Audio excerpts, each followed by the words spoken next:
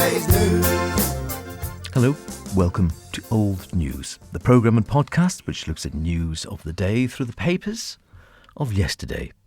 I was inspired this week by Dot Tilbury, the doyen of the Braaid Eisteddfod, coming up to chat to Christy on 1 to 3. Because it's that time of year. Braaid Eisteddfod been going for, well, I don't know how many years. It just made me thought about Eisteddfods. And so I thought we'd have a quick look and see how Eisteddfods have fared in the papers over the years. Once a mainstay of entertainment on the Isle of Man, both in rural communities and in the town. These days, Eisteddfods, the Braaid must be one of few left. Let's go back to 1895 to start. The Isle of Man Times, Saturday, February the 16th. And we hear, in a column entitled Musical Notes, "We manage competitions better in the Isle of Man than they do in Wales. At the New Year's Day Eisteddfod at Dalgelly, Mr. A.R. Gall and Mr. Davis were adjudicators. They failed to agree. Mr. Gall said he was content that Mr. Davis should give the decision. Mr. Davis declined to give it unless Mr. Gall agreed with him. The result was a deadlock, and the prize was divided amid much disorder. Moral: have either one or three adjudicators." I think we normally settle for one here on the Isle of Man and out at places like the Braaid Eisteddfod for each class, at least in any case. If we skip forward to 1902 in the Isle of Man Times, Saturday, March the 15th, the Manx Eisteddfod. Entries for the Guild Music Competitions. Now, I think this is the forerunner of the Manx Music Festival as we know it today. Entries for the Guild Music Competitions is entitled a long article with lots of names. We won't go through them all. But it starts thus: the programme containing the entries and the order of the competitors in the Guild Music Competition to be held at the Palace on Wednesday and Thursday next week has been issued. The adjudicators appointed by the committee are Mr. Roland Rogers, musical doctor of Oxon, who will be remembered, gave infinite satisfaction last year for the choral classes. Infinite satisfaction, he must have been good. And then Mr. E. Duncton, MLSM, for the solo classes, while His Worship the High Bailiff of Peel, Mr. A.N. Lawson, will decide the abilities of those entered in the elocution classes. The success of the competition is almost assured by the fact that the promoters have received entries from no fewer than 1,300 competitors, but the magnitude of that number is considerably added to by the inclusion of the choirs.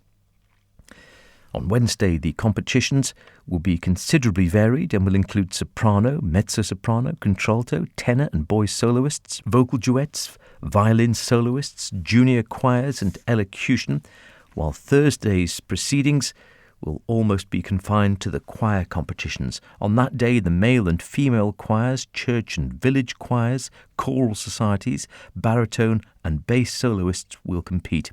At the usual concert at night, the tenor and baritone competitions for the gold medals will add considerable attraction to the programme.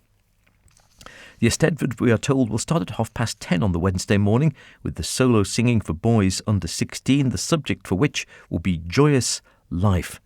There are 6 entries for the class, which seems quite small, doesn't it? And they are listed: Messrs. F.F. Kane, Tom Kiddy, Jazz Fielding and Harry Unwin, all of Douglas, Wesley Christian of Peel and Bertie Bell, what a fantastic name, Bertie Bell of Port St Mary.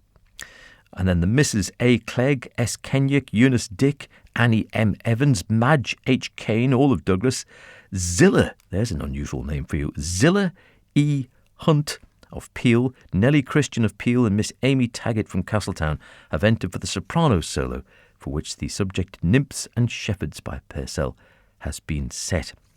The elocution competition, meanwhile, has been divided into 4 sections. Into 2 sections, junior and senior. For the former, the test is The Glove and the Lions by Leigh Hunt and will be contested for by children from the country. It being noticeable that one entry has not been received from Douglas, which is not only a discouraging but a regrettable incident. I assume it means there's not any entries from Douglas, but perhaps I'm mistaken on that. Then later on it says, it is a matter of regret that this year there will only be 2 special competitions for prize winners of former years, better known as the gold medal competitions. It, however, must not be supposed that the promoters are responsible for this, as the gold medals were offered as usual, but no less than 3 of the classes failed to fill, and consequently there being no second entry in either class, there could be no competition. Well, that's fair enough, I suppose. Amazing to hear that they were struggling for competitors even then, despite over 1,300 entries into the Eisteddfod overall. The Ramsey Courier, Friday, March the 6th, 1914. Next Thursday's Eisteddfod. The Eisteddfod to be held in the Albert Road Schools on Thursday next in connection with the Mission Hall is creating considerable interest, and a large number of competitors have already signified their intention to take part in the competitions. But we are asked to draw special attention to the baby competition, in which there's been some slight alteration. There will now be 2 classes, one for children under 1 year and the other for children under 2 years, with prizes in each class. Prizes for what? Gurgling? Crying? I'm not quite too sure. Mrs. Bate will be the judge of this very interesting competition. Interesting for what, though? Is it just a beautiful bonny baby competition? I assume so. The beauty competition for girls will also be divided into 2 classes, one for girls between 5 and 10 years. Always good to see who's the prettiest there, I suppose. Not going to do them any harm.